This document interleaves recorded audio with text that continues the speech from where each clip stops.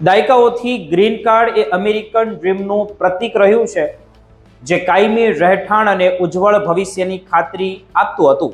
પરંતુ આજે એ સપનું અભૂતપૂર્વ પડકારનો સામનો કરી રહ્યું છે. યુએસસીઆઈએસ દ્વારા લેવાયેલા તાજેતરના નિર્ણય સૂચવે છે કે કાયમી રહેઠાણ પર દેખરેખ રાખવાની રીત હવે બદલવી પડે તેવું છે. ડિરેક્ટર જોસેફ એડલોના નેતૃત્વ હેઠળ સરકાર હવે માત્ર નવા અરજદારો પર જ ધ્યાન નથી આપી રહી, પરંતુ તેઓ ભૂતકાળમાં બંધ થયેલી ફાઇલોને પણ ફરીથી ખોલી રહ્યા છે. તેમણે કડક ચેતવણી આપી છે કે ગ્રીન કાર્ડ હોવાનો અર્થ એ નથી કે તમે કાયદાથી ઉપર છો.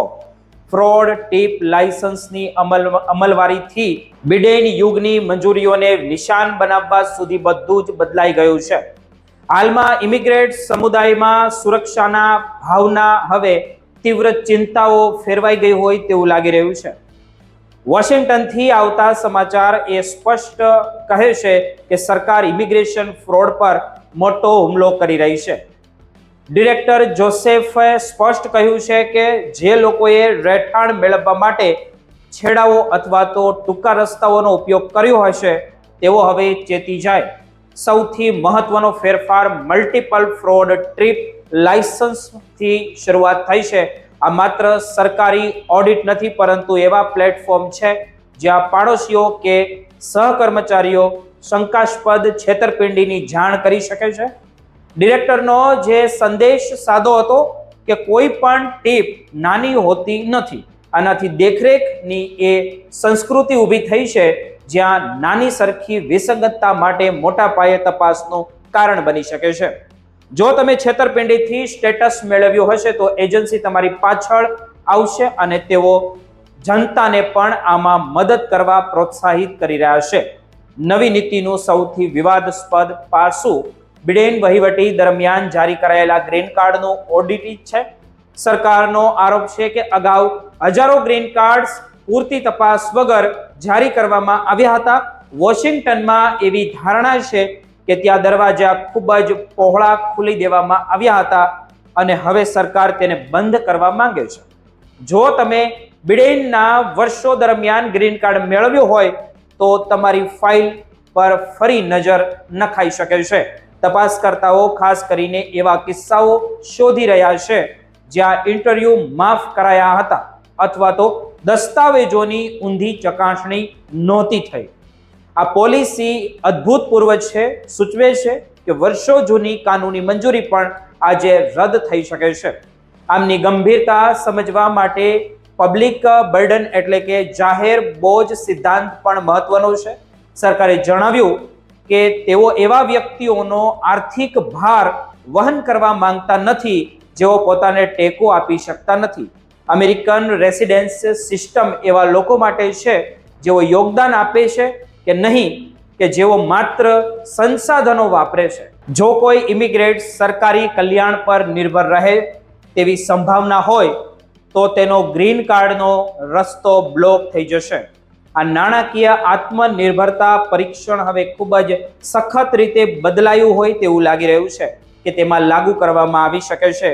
આ જ કારણ છે કે 2025થી ગ્રીન કાર્ડ નકારવાના કિસ્સામાં મોટો વધારો થયો છે. ભારત અને એનઆરઆઈ સમુદાય માટે આ દાવ ઘણો ઊંચો છે. ખાસ કરીને જીવનસાથી છેતરપિંડી પર કડક કાર્યવાહી થઈ રહી છે. બિડેન યુગના ઘણાએ જે અમેરિકન નાગરિક સાથે લગ્ન કરીને રહેઠાણનો માર્ગ અપનાવ્યો હતો. જો કે ઘણા લગ્નો કાયદેસર છે, પણ હવે તપાસના આંકડા ખૂબ જ કડક થયા છે. હજારો ભારતીયો કે જેઓ લગ્ન કરીને ગ્રીન કાર્ડ મેળવ્યા છે તેઓ હવે કાનૂની મુશ્કેલી અનુભવી રહ્યા છે. તેમની અરજીઓ અટકી ગઈ છે અને ઇન્ટરવ્યુ હવે કડક પૂછપરછમાં ફેરવાઈ ગયા છે. અમને એવા અહેવાલો પણ મળ્યા છે કે લોકોને ઇન્ટરવ્યુ રૂમમાંથી સીધા જ અટકાયતમાં લેવામાં આવી રહ્યા છે. તમે ભવિષ્યની આશાએ જાઓ છો અને જે હાથમાં કડીઓમાં બહાર આવો છો તેવી વાસ્તવિકતા સર્જાઈ રહી છે. જો તમારી પાસે કોઈ ગુનાહિત રેકોર્ડ હોય તો પણ તમારું સ્ટેટસ જોખમમાં છે. જો ગ્રીન કાર્ડ પેન્ડિંગ હોય અને કાનૂની સ્ટેટસ ગુમાવો તો સરકાર સીધી દેશ નિકાલ તમારો કરી શકે છે. અંતે વારંવાર મુસાફરી કરનારાઓ માટે પણ ખતરો છે. ઘણા ભારતીય વર્ષોનો મોટો સમય ભારતમાં વિતાવે છે. તેમને સરકારનો સંદેશ એવો છે કે તમે કોઈ એકની પસંદગી કરો. જો તમે અમેરિકામાં કાયમી હાજરી જાળવતા નથી તો ગ્રીન કાર્ડ સરેન્ડર કરવું પડશે. સરકાર કાયમી રહેઠાણના પુરાવા જેમ કે ઘરનું જે સરનામું, સ્થિર નોકરી અને ટેક્સ ફાઇલિંગમાં શોધી રહી છે. જો તમે ગ્રીન કાર્ડનો ઉપયોગ માત્ર ટ્રાવેલ વિઝા તરીકે કરો છો તો તમે ટાર્ગેટ પર છો. એરપોર્ટ પર પણ ગ્રીન કાર્ડ ધારકોને રોકવામાં આવી રહ્યા છે. જો તેઓ કાયમી રહેવાનો ઇનકાર સાબિત ન કરે તો ગ્રીન કાર્ડ છીનવી લેવામાં આવશે. હવે ગ્રીન કાર્ડ પહેલા જેવું કાયમી રહ્યું નથી, એટલે તમારા દસ્તાવેજો અને ટેક્સ ફાઇલિંગ પરફેક્ટ રાખો. ડિરેક્ટર જોસેફે ચેતવણી આપીને સ્પષ્ટ શબ્દોમાં કહ્યું છે કે મફતની સવારી હવે પૂરી થઈ ગઈ છે. સરકાર હવે ફાઇલોમાં પણ ખૂબ જ કડક બની ગઈ છે. અમે આ ઘટનાક્રમ પર નજર રાખતા રહીશું. અત્યારે આ ખાસ અહેવાલમાં બસ આટલું જ.